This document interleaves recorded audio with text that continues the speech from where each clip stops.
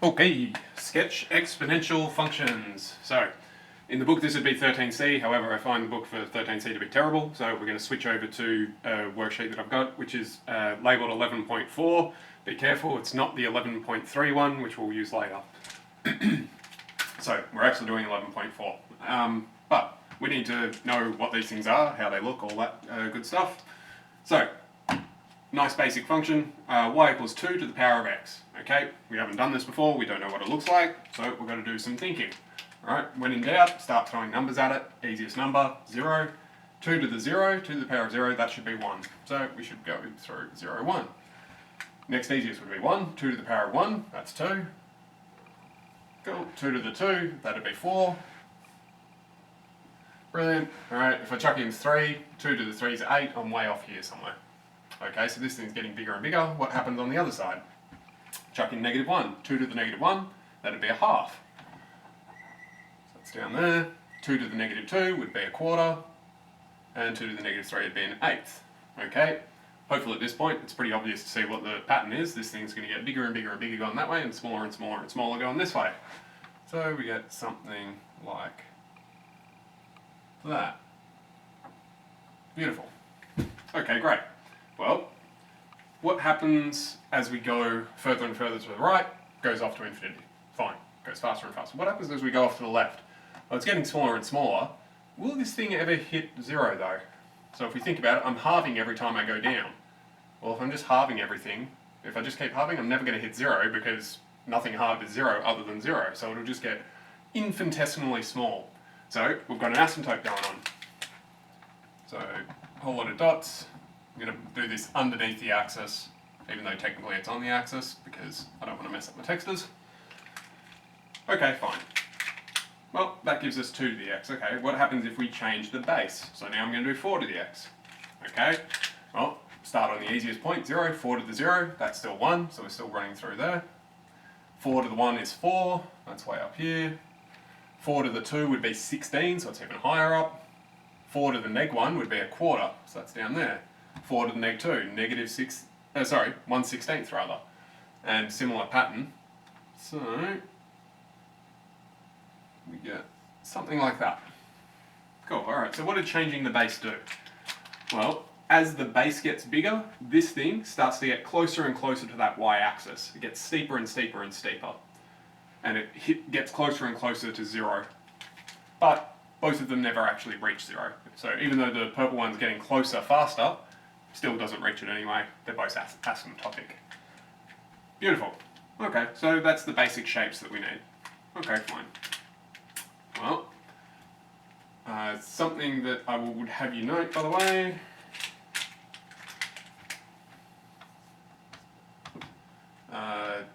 Say negative, well, whatever, capital B. Cool. We're not going to do anything with those. These turn out to be very interesting and complicated. You can pick any number for B you like, just have a negative something. Chuck that in your CAS and watch it go terribly wrong when you sketch it out, but we're not going to deal with that in methods. So, don't have to worry about that guy. Okay, well, let's fiddle with these a bit more. I'm just going to base all of these on base 2. Obviously, the same effect with changing the base will happen, so if the base gets bigger, it gets steeper and steeper, but all of these other effects are still the same. So, okay, a times 2x. Alright, well what is this going to do? Well, that would mean that whatever this spits out, it gets a times bigger. So my y-coordinate is a times as big as it otherwise would be, so this would always go through 1, so this is going to be up at a. This gets a times bigger, and judging by that, I made about 2.5 the size, about there. Cool. This gets a.5 bigger, so about there. So it'll look something like that, where this is vertically stretching, multiplying by a. And that's multiplying by a. Actually, I should put just upward, not downward as well. So multiplying upward by a factor of a, and again we still have the asymptote running through y equals 0. Dot, dot, dot, dot, dot, dot. Cool. Just to add a complication, if we make it a negative a, alright, well that means all of my y values are now going to be negative. Well, that's just going to flip them over. So something like that. Okay, great. Now if a was a fraction, instead of getting bigger, it would get smaller, but keep in mind that it's still going to be on the positive side if it's still a positive a value. So if it was a half here, then it would be half as tall. If it was negative half, then it would be somewhere about here. So if that's supposed to be at negative 2x, then negative a half 2x would be somewhere in between. Okie dokie. And again, this asymptote also applies for this guy as well. Cool, alright, 2 to the x minus b. Alright, well, what's this doing? Well, if we think about it, we'll recognise that, hang on, all this does is affect the x coordinate.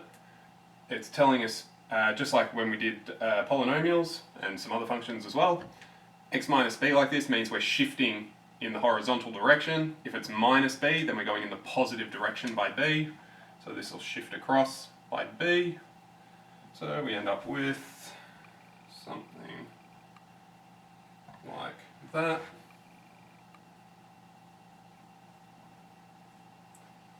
Now, there's a human problem with trying to draw these a little bit. Oh, that was bad. In that it looks like, oh, it's getting wider and wider as it goes. No, all it's doing is translating straight across by b. But just because of the way human perception works, it looks like, oh, it's getting wider and wider as it goes. No. You're just moving the whole thing across by b. And if this was plus b here, then instead we'd be moving to the left by b. So it's old trick still. Similar story, 2 to the x plus c. Well, we've seen this behaviour before. If we just add a constant, it just adds on to y. So we're just going to go straight up by c.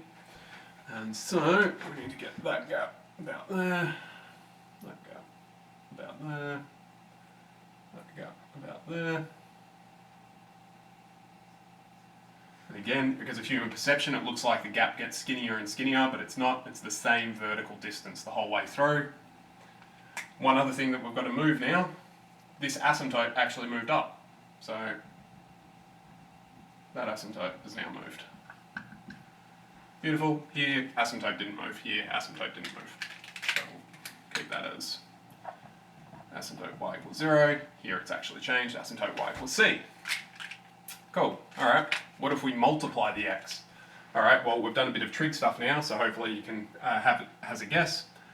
Whatever this is doing, it's going to accelerate how quickly it's running through the x values. So as this increases, that means that our period length got shorter, so with trig. So with this, it means the whole thing scrunches in. So we get everything scrunching in towards the 0. So divide by d, or alternately times by 1 on d, whichever way you prefer. And this is also going to scrunch in by a factor of d. Cool.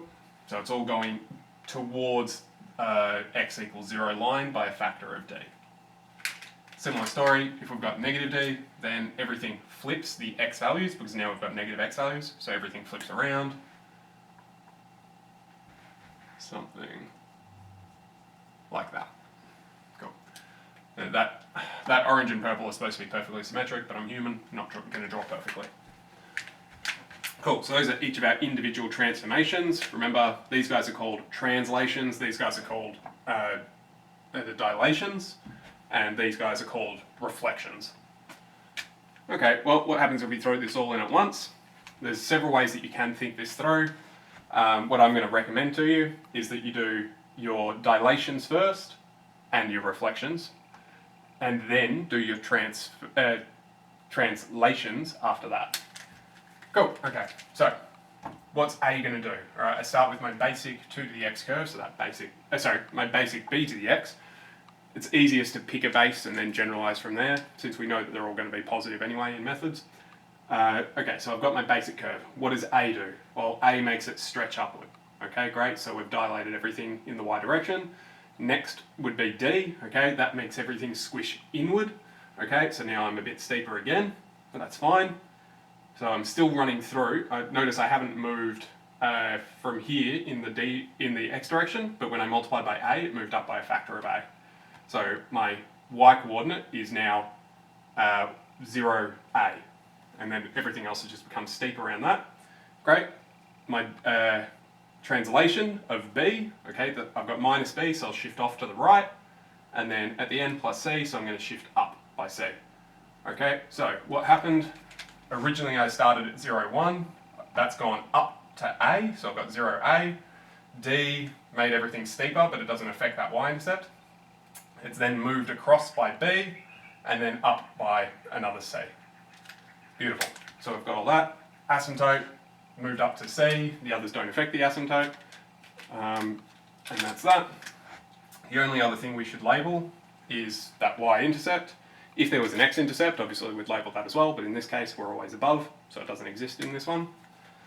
We'd have to calculate that, obviously without specific numbers. This will be a huge garbage algebraic expression, so I don't want to run through that because I don't think it'll be useful to you.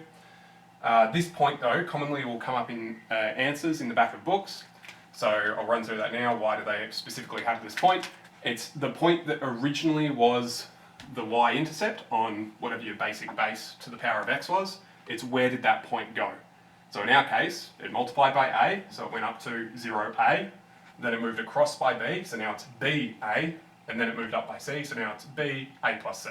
Bang. So that's why it's got that extra point. Do you have to put that in? Most of the time, no. You don't specifically have to put that one in. All it's doing is giving you a sense of scale for the graph. So there's several other options you can do. What you should always have though is an x-intercept and a y-intercept listed. Cool, alright. Let's go with a specific example. So we've got y equals a half times 3, all to the power of 2x plus 4, close, minus 5. Okay, now the first thing that I highly recommend that you do is make sure that this fits the form that you're used to. This is very close, but this isn't quite the same. So we're going to fix that and say this is a half times 3 to the 2 of x plus 2 minus 5. Beautiful. Okay, now I can read off my A, B, C, D. So there's A, there's B, there's D rather, there's C, and notice that this would be negative 2 for B. Beautiful. Okay, so we've got our base shape, which would have been 3 to the x. Okay, well that's going to still go through 0, 1. I'm going to multiply that up, so everything's a half as tall as it was. Okay, so I was at 0, 1, now I'm at 0, half. So we started at 0, 1. We then applied A, so now we're at 0, half. We then apply D, but that doesn't affect this because it divides 0 by a half, so that doesn't go anywhere. So I'll just put a dot so that doesn't do anything. Cool. We use B, okay. B makes it shift to the left, to the left by 2. Okay, so we've got left by 2, negative 2, half. And then C, whole thing shifts down by 5, so we've got negative 4.5, so negative 9 on 2. Beautiful. Okie dokie. So negative 2, negative 9.5, somewhere around here. Super rough. Okay, it's still a positive A, so we're still going up the page. This was a positive D, so we're still going that way around. Now, it's not clear if this runs that way or if it's steep enough to actually go up here. So, what is clear though,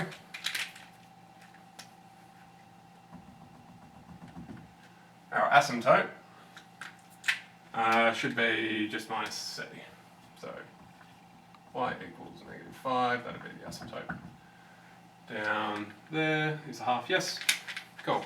Well, now we're not sure. Should we draw up here or up here? Well, we need to do a little bit of work. So, we could try to figure out an x-intercept, and that's perfectly fine, you can do that. It's easier though to figure out a y-intercept because then we're just putting in x is 0 on this side, and things will cancel down a lot better. So, let's do that. No, I'll do it anymore. Alright, y equals a half multiply 3 by 2 times 0 plus 4 minus 5. Okay, 2 to the 0, gone, 4, 3 to the 4 is 81. So we've got 81 over 2 minus 5. Okay, well that'd be 10 on 2, so we've got 71 on 2. That's a very positive number. So, our y-intercept should be rather positive. It should be very, very positive, so this isn't going to be even remotely to scale.